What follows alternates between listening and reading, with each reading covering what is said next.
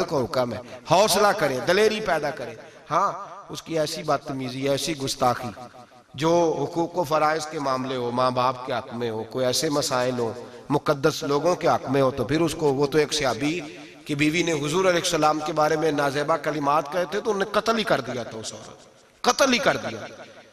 वो मामला और है, लेकिन अगर उसके मिजाज में तेजी है, उसकी तबीयत इस तरह की है, तो फिर मर्द बर्दाश्त करे। अमीरुल मोमिनीन सैयदना फारूक आज़म सहाबा में सबसे ज्यादा तगड़ा और उसूल पसंद आदमी, गुस्से के लिहाज से सबसे तगड़े हैं, जल्दी गुस्सा आता था।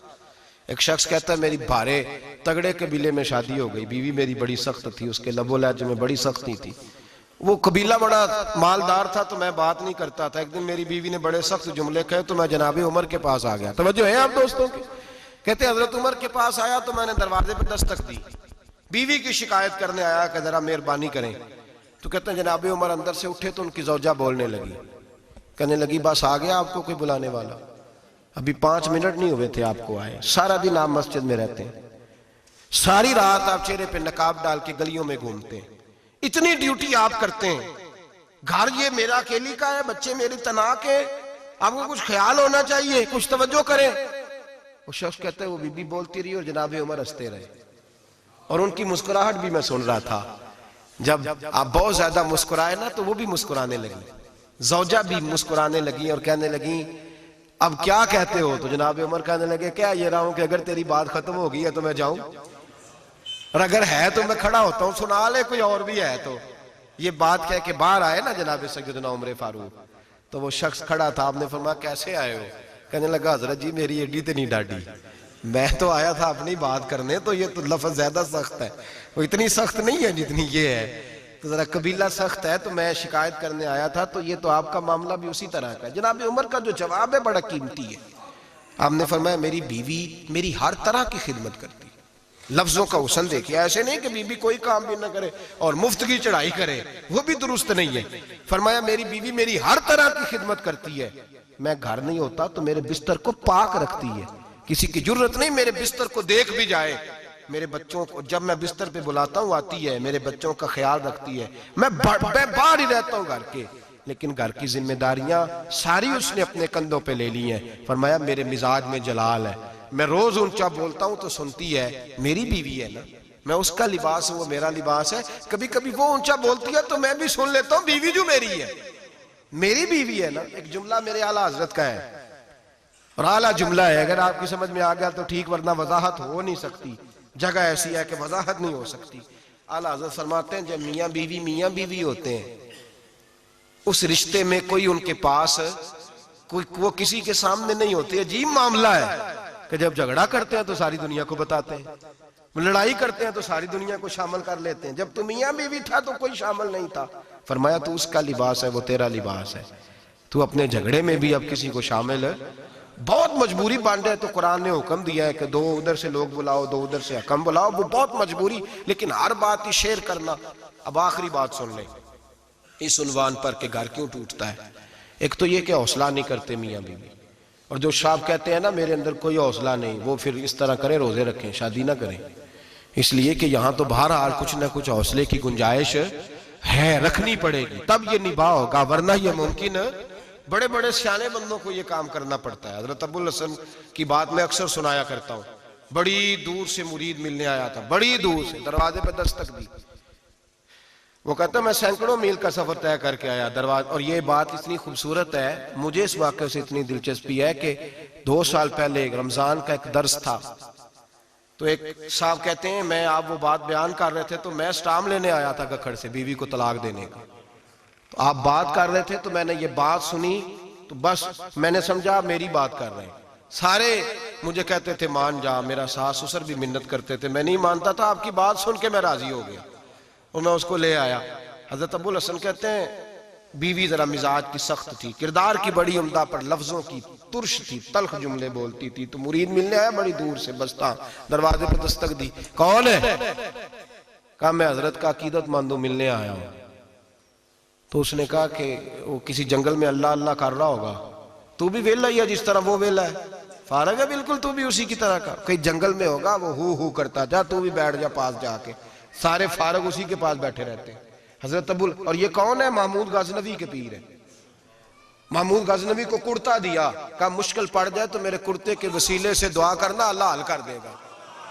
महमूद गजनवी कहता है सोमनाथ के मंदिर नहीं फतह होते थे, जब मैं थक गया हमले कर करके तो मैंने अपने पीर का कुर्ता सामने रख के दुआ मांगी, फतह हो गई। रात को हजरत अबुल हसन ख्वाब में मिले, फरमाया तूने कीमत नहीं डाली मेरे कुर्ते की, बस फतह मांगी। कहा हुजूर फिर? फरमाया मेरा कुर्ता रख के कहना था या अल्लाह सारे हिंदुओं को मुसलमान कर दे, अल्लाह ने मुसलमान कर देना था। इतना बड़ा शख्स, और घर में हाल क्या है? दस्तक दी तो बीबी कहती है कौन है? कहा मिलने आया था। तू भी फारग है? उसने कहा जी मैं तो बड़ी दूर से आया हूँ।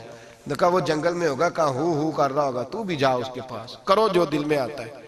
तो कहते हैं मैंने कहा कुछ भी नहीं बेचारा, जिसका घर ही हाल कोई नहीं, तो कुछ भी नहीं है, कोई शय नहीं, छोड़ो, लेकिन अब आया हूं बड़ी दूर से तो मिलना तो पड़ेगा। कहते मैंने जंगल की तरफ मुंह किया, शाम हो रही थी तो हजरत घोड़े पे बैठे हुए, शेर पे बैठे हुए, शेर पे बैठे आ रहे। फिर मेरे दिल में ख्याल आया कि बीवी राम होती नहीं और शेर को लगाम डाली हुई है, क्या वसवसा आया। तो फरमाते हैं नीचे उतरे तो फरमाने लगे कि सारी आदतें अच्छी हैं, जुबान की नहीं अच्छी, सारी आदतें, मैंने बताया नहीं, खुद बोले सारी आदतें अच्छी हैं, जुबान की नहीं अच्छी। और मुझे पता है मैंने निकाल दी तो कोई रखेगा भी नहीं, किसी के साथ गुजारा नहीं कर सकती, मेरा तो हो रहा, कोई नहीं रखेगा। फरमाने लगे मैं उस बद जुबान से उसने सलूक करता हूं, अल्लाह ने बेजुबान मखलूक मेरी फरमा बरदार कर दी। ये जो मैं बैठा हूं ये मेरी रियाजत की वजह से नहीं, उस बद जुबान से उसने सलूक करता हूं तो ये बेजुबान मेरी ताबेदार है। मैंने निकाल दी तो गुजारा। हौसला करे, दलेरी पैदा करे, अपने मिजाज के अंदर कुव्वत पैदा करे, जो बात बात पे फट पड़े उसका जरफ कमजोर होता है। बहरहाल आमदाम पर आखिरी बात सुने, वो ये है कि जो खारजी लोग होते हैं वो बड़ा मसला पैदा करते हैं, लड़की के माँ बाप और लड़के के माँ बाप। मैं तो मिन्नत करता हूँ माँ बाप की, मिन्नत करता हूँ खुदा रहा इनको बसने दे, मेहरबानी करें, इनको बसने दे, इनको वक्त गुजारने दे। वो नाराज हो गए, मियाँ साहब ने को बुरा भला कहा, तो अब इंसान का मिजाज है, वो जब दुखी होता है तो किसी को दुख सुनाता है। तो उसने बीवी ने फोन कर दिया अपनी बहन लाहौर वाली को कि मेरा मियाँ है। तो उसने कहा मैं तो पहले ही अब्बा जी को क्या सी ये बंदे नहीं चंगे, मेरा तो मैं जैसे कहती हूँ वैसे ही करता है। मेरी बहन हौसला कार, मैं तो उस दिन भी आई थी तो फलानी फलानी आदत मुझे बड़ी बुरी लगी थी, तो मैं तो तेरा घर है। तो उसने और बारूद भर दिया, लाहौर बैठ के ऐसी तीली फेंकी है कि सारी रात घर जलता रहेगा। ओ खुदारा माफी दे दो इनको, इनको माफी दो, तुमने तो दूर रह कि इनको गलत गाइड करना है तो इन्होंने इकट्ठे रहना है। यही हाल लड़के के दोस्त ने अपने दोस्त से कहा यार भाभी तुम्हारी बात नहीं सुनती, तो उसने कहा यार छोड़, तूने कहा शादी कर ली है मेरे वाली, मैं घर जाऊं तो सांस बंद हो जाते, चाहे पूछती भी ना हो सीधे मुंह से, झूठ बोलेगा, उसका घर तबाह करेगा, हालात खराब करेगा, चाहे रोज इसका हाल अपना बुरा होता हो। चाहिए क्या? मेरे नबी करीम अलैहिस्सलाम ने फरमाया दो लोगों की सुलह कराने के लिए तुझे गलत बात कहनी पड़ती है तो कह दे, अल्लाह तुझे उस पर भी अजर अता फरमाएगा। उनको कह कि यार कोई बात नहीं, इंसान के कभी रवैये कुछ होते हैं, कभी कुछ होते हैं, कभी अंदर कोई टेंशन होगी तेरे साथ, उनको अच्छा गाइड करें, इसलिए कि उन दोनों ने इकट्ठे रहना है, तुमने तो फतूर डाल के निकल जाना है। मेरे नबी पाक अलैहिस्सलाम की हदीस सुने, हुजूर ने फरमाया लानती है वो शख्स जो मर्द को औरत के खिलाफ उकसाता है और औरत को मर्द के खिलाफ उकसाता है, वो लानती है। वो कोई भी हो, माएँ भी और बाप भी और बहनें भी, सारे इस बात का ख्याल करें, गलत फिक्रे दिमागों में ना छोड़े। आप अपना घर बसाएंगे, साइड पे हो जाएंगे और यहाँ तबाही उतर जाएगी। मेहरबानी करें, घर टूटता तब है जब बाहर वाले फसाद बर्पा करते हैं। मैं एक जुमला अक्सर कहा करता हूँ, मियाँ बीवी का अपना झगड़ा नहीं होता, जब भी होता है किसी तीसरे की वजह से होता है। और जब घर टूट जाता है, जब घर टूट जाता है तो मुसीबत इसके लिए होती है, खामंद के लिए या बीवी के लिए। और ये जो घर टूटते हैं तो सबसे ज्यादा शिकार वो नौनिहाल होते हैं जिनको बाप की भी जरूरत होती है, माँ की भी जरूरत होती है। वो खामंद भी नई बीवी ले आया, माँ ने भी नया ब्याह रचा लिया, लेकिन बच्चे तरसते रोते हैं कि खुदाया ये कभी इकट्ठे होते, घर टूट गया, खानदान बिखर गए, रिश्ते बर्बाद हो गए।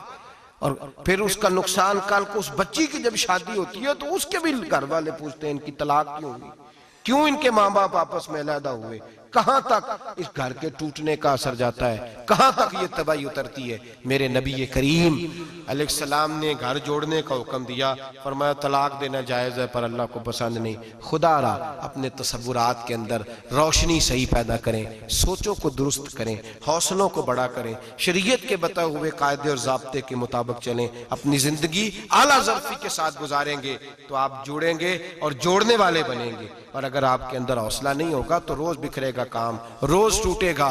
दुआ करें आज के जुम्मे में अल्लाह करीम जो बंधन बनाए हैं उन्हें जन्नत में भी कायम फरमाए, हमेशा मिदहत खैरुल अनाम में गुजरे। दुआ है ये उम्र दरूद और सलाम।